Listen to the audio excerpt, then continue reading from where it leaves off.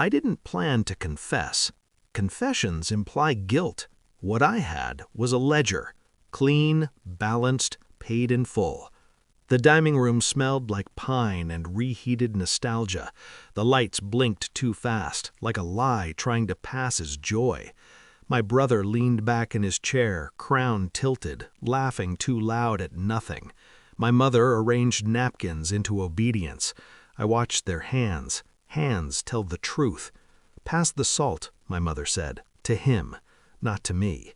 I hadn't been addressed by my name in years, only by function, errand, afterthought, silence. "I sold my company," I said, the way you say the weather might change. The fork paused mid-air. My brother smiled with the kindness of a shark. "That worthless company?" he asked. "How much?" I sipped water, let the glass touch my teeth, let the moment breathe. $150 million. His jaw dropped, not dramatically, precisely. My mother turned pale, not surprised, afraid. That's when I knew the plan had worked. I learned early that love could be rationed, measured, withheld as a lesson. My brother got seconds. I got patience. He got praise. I got advice about being realistic. I remember the day the scale tipped. I was 17, holding an acceptance letter like it was a passport. My mother skimmed it. My brother coughed. She smiled at him anyway. "Good," she said, "but your brother needs support right now." He always did. He needed tuition, then seed money, then forgiveness, then a bigger room. I learned to become invisible without disappearing. It's a skill. You develop it when asking hurts more than silence.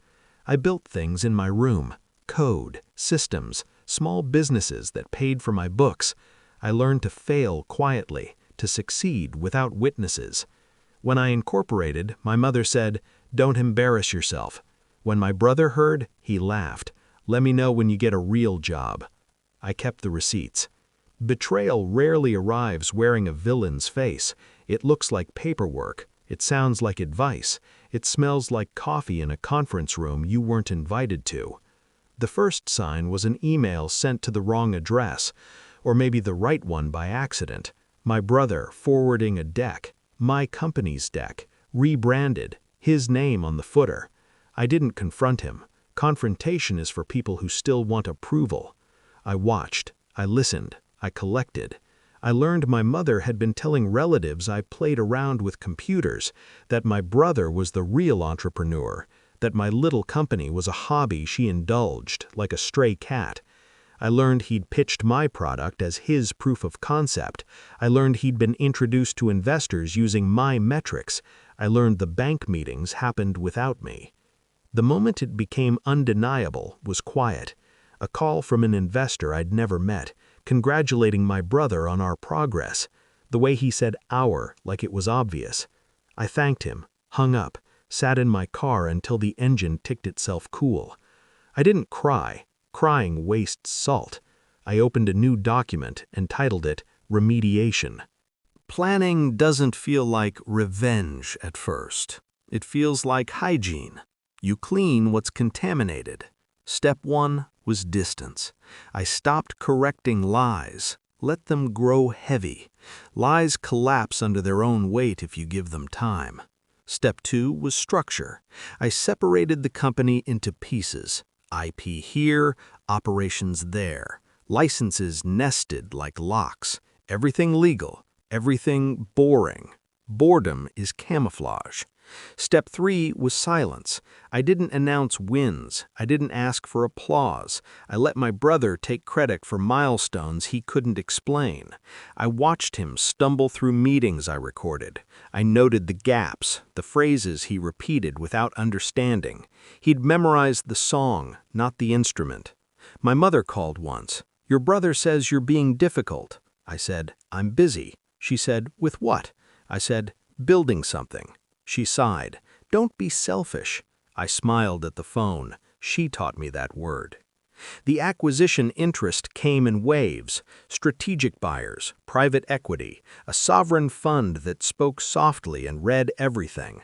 I negotiated myself, no intermediaries. I like to see who blinks. I carved out my brother's illusions first. Every number he'd boasted about had a footnote. Every footnote pointed back to me. When the term sheet arrived, it was heavier than paper should be. The number looked unreal until you read the zeros aloud. I didn't celebrate. I executed. I ensured the announcement would land like a dropped plate. Christmas, family, witnesses. I told the lawyers to wait. I told the bankers to wait. Timing is a language. I speak it fluently. Back at the table, my brother recovered fast. He always did. He laughed, too sharp. "Sure," he said, "and I'm Santa." I slid my phone across the table. Not the contract, the closing email. Time-stamped, names spelled right. He read. His pupils dilated. He read again. My mother reached for the phone. I held it. "Careful," I said. "It's expensive." She looked at me like she was meeting a stranger who knew all her secrets. "You never told me," she said. I shrugged. "You never asked." My brother stood, sat, stood again. "This is a joke." "It's not," I said. "It's an outcome." He pointed at me. "You used me." I laughed once, soft. "You used me. I documented it." He turned to our mother. "Tell him." She opened her mouth, closed it. The room hummed. "You told them it was worthless," I said gently. "You told them I was playing." Her face crumpled in a way that looked like regret if you didn't know her. "I wanted harmony," she whispered. "Harmony," I repeated, "isn't favoritism with better branding." The climax didn't need shouting. It needed precision. I explained the structure, how the IP had never been his, how the buyers had insisted on clarity, how the clarity hurt. I told him the part he'd enjoy least, the non-compete, the clause he'd skimmed when he signed my helpful advisory agreement years ago, the one that prevented him from touching anything adjacent for 5 years. 5 years, he said? "You can't." "I can," I said. I did. He looked at our mother like a child who'd broken a window and wanted absolution. She didn't move.